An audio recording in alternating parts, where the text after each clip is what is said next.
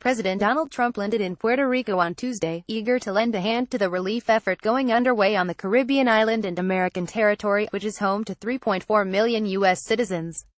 Trump spoke to mayors and local officials, and attended a briefing on relief efforts in the Munez National Guard base.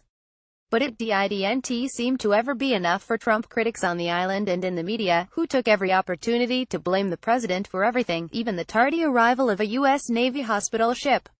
At the Air National Guard base, Trump met and politely shook hands with San Juan Mayor Carmen Yulín Cruz, his main critic on the island. For Trump, despite the criticisms, the theme of the day was cordiality, as millions of Puerto Ricans still lack power or water. The island's road ahead looks grim and difficult. The non-coastal areas still have debris on roads, and the electrical grid needs repair after years and years of neglect.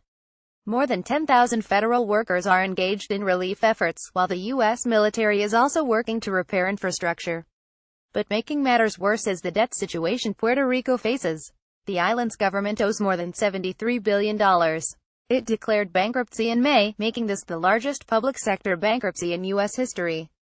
Trump has referenced the debts being a problem in tweets since Hurricane Maria hit the island on September 20, and his critics think it is an unfair swipe. And on Tuesday, Trump took another swipe at the costs U.S. taxpayers will incur.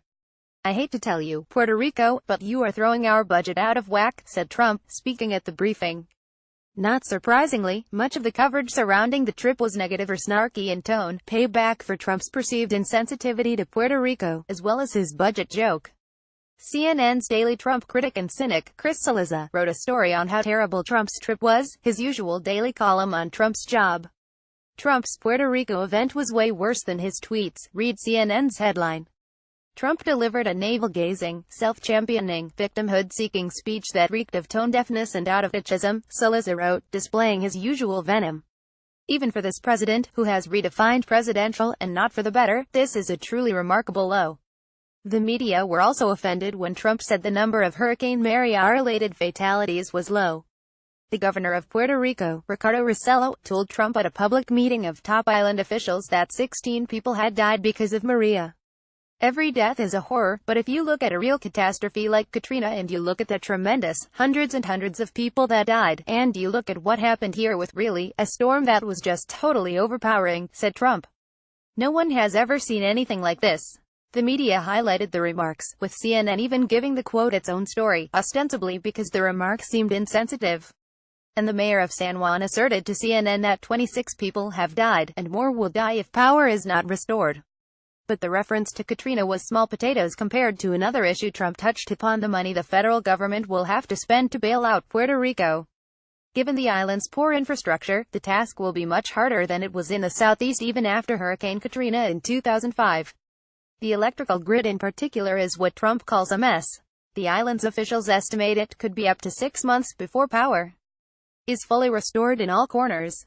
The island's faltering electrical grid, now crippled by the twin blows of Hurricane Maria and Hurricane Irma, already was struggling to keep the lights on after a history of poor maintenance, poorly trained staff, allegations of corruption and crushing debt, the Los Angeles Times noted in a September 26 report. As recently as 2016, the island suffered a 3-day, island-wide blackout as a result of a fire. A private energy consultant noted then that the Puerto Rico Electric Power Authority appears to be running on fumes, and desperately requires an infusion of capital, monetary, human and intellectual, to restore a functional utility. Cruz was angry Trump mentioned the debt and the infrastructure challenges.